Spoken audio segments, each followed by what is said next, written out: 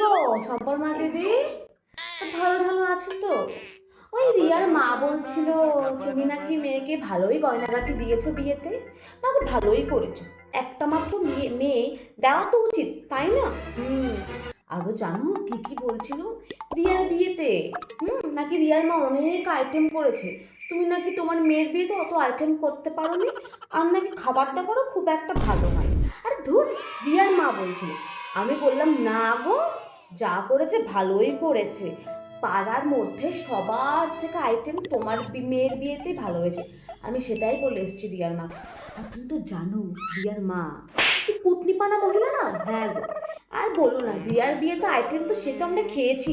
কি জঘন্য রান্না, কি জঘন্য রান্না! সে তো খেয়ে আসতে হয়েছে বলে আসলাম। হ্যাঁ গো, তুমি কিন্তু আবার বলো না, ঠিক আছে? আমি তোমাকে এসে যেগুলো বলছি।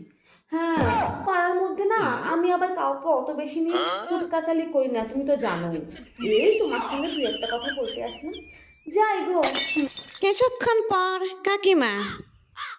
কি গো রিয়ার মা দিদি, তোমার নামে ওই পাড়ায় শম্পার মা কি সমস্ত বলে বেড়াচ্ছে।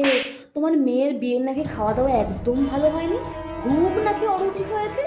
সেই তো বলছে খেতে হয়েছে বলে নাকি খেয়েছে। আমি আবার বললাম জানো তো, পাড়ার মধ্যে সব থেকে বেশি ভালো রান্না তোমার মেয়ের বিয়েতেই হয়েছে।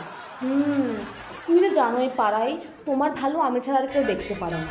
আরে ধ্যার, শম্পার মার কথা কান দিও না তো। সম্পার মতো জানোই একটুখানি ওই কুচুরি টাইপের মহিলা। আমি আবার বলে আসলাম যে তোমার মতন ভালো মেয়ে বা ভালো মেয়ের জামাই কারো জোটে নেই পাড়ায়, কারো না। হুম। আসি ভাই, এই বলতে এলাম।